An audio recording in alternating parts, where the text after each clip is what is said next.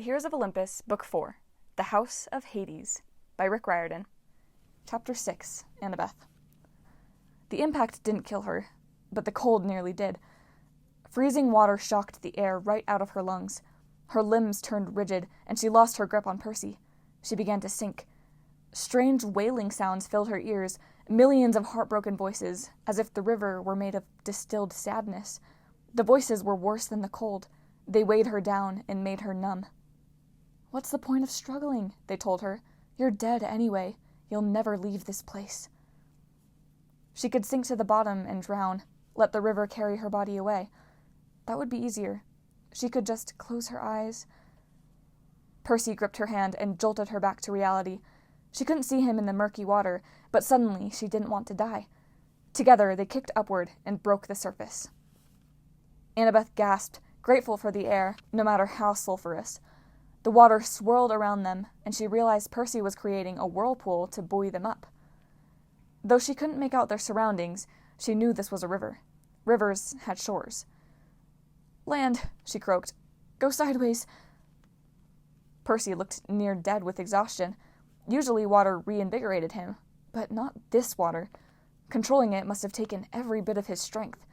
The whirlpool began to dissipate. Annabeth hooked one arm around his waist and struggled across the current. The river worked against her, thousands of weeping voices whispering in her ears, getting inside her brain. "Life is despair," they said. "Everything is pointless, and then you die." "Pointless," Percy murmured. His teeth chattered from the cold. He stopped swimming and began to sink. "Percy!" she shrieked. "The river is messing with your mind. It's the Cocytus, the river of lamentation. It's made of pure misery." "Misery," he agreed. "Fight it!" She kicked and struggled, trying to keep both of them afloat. Another cosmic joke for Gaia to laugh at. Annabeth dies trying to keep her boyfriend, the son of Poseidon, from drowning. "Not going to happen, you hag," Annabeth thought. She hugged Percy tighter and kissed him. "Tell me about New Rome," she demanded. "What were your plans for us?" "New Rome. For us." "Yeah, seaweed brain. You said we could have a future there. Tell me!" Annabeth had never wanted to leave Camp Half-Blood. It was the only real home she'd ever known. But days ago, on the Argo II, Percy had told her that he imagined a future for the two of them among the Roman demigods. In their city of New Rome, veterans of the Legion could settle down safely, go to college, get married, even have kids. "Architecture," Percy murmured. The fog started to clear from his eyes. "Thought you'd like the houses, the parks. There's one street with all these cool fountains." Annabeth started making progress against the current. Her limbs felt like bags of wet sand, but Percy was helping her now. She could see the dark line of the shore about a stone's throw away. "College," she gasped. "Could we go there together?" Yeah, he agreed, a little more confidently. "What would you study, Percy?" "Dunno," he admitted. "Marine science," she suggested. "Oceanography?" "Surfing?" he asked. She laughed, and the sound sent a shockwave through the water. The wailing faded to background noise. Annabeth wondered if anyone had ever laughed in Tartarus before. Just a pure, simple laugh of pleasure. She doubted it. She used the last of her strength to reach the riverbank. Her feet dug into the sandy bottom. She and Percy hauled themselves ashore, shivering and gasping, and collapsed on the dark sand. Annabeth wanted to curl up next to Percy and go to sleep. She wanted to shut her eyes, hope all of this was just a bad dream, and wake up to find herself back on the Argo II, safe with all her friends. Well, as safe as a demigod can ever be. But no, they were really in Tartarus. At their feet, the river Cocytus roared past, a flood of liquid wretchedness. The sulphurous air stung Annabeth's lungs and prickled her skin. When she looked at her arms, she saw they were already covered with an angry rash. She tried to sit up and gasped in pain. The beach wasn't sand. They were sitting on a field of jagged black glass chips, some of which were now embedded in Annabeth's palms. So the air was acid, the water was misery, the ground was broken glass. Everything here was designed to hurt and kill. Annabeth took a rattling breath and wondered if the voices in the Cocytus were right. Maybe fighting for survival was pointless. They would be dead within the hour. Next to her, Percy coughed. This place smells like my ex-stepfather. Annabeth managed a weak smile.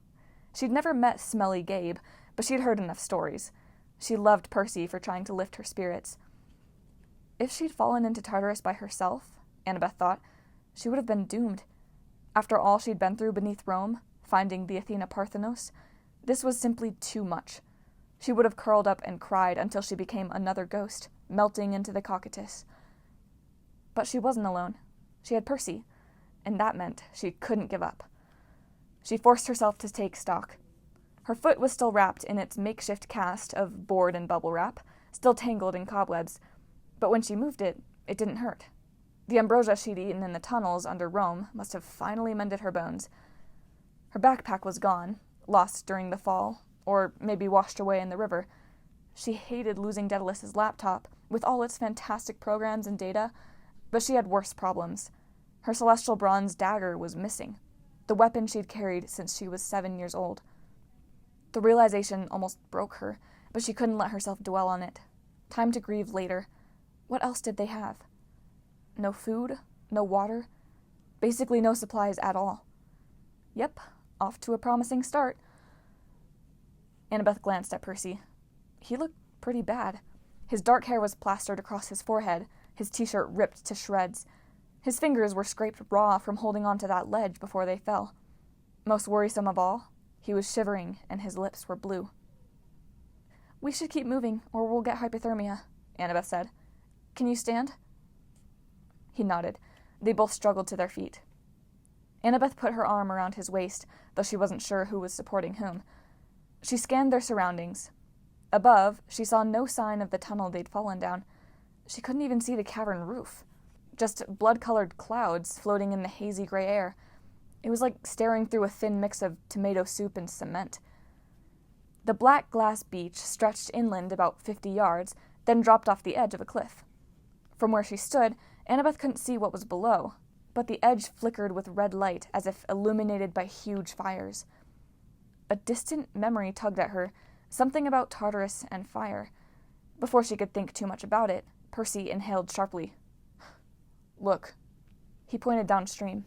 100 feet away, a familiar-looking baby-blue Italian car had crashed headfirst into the sand.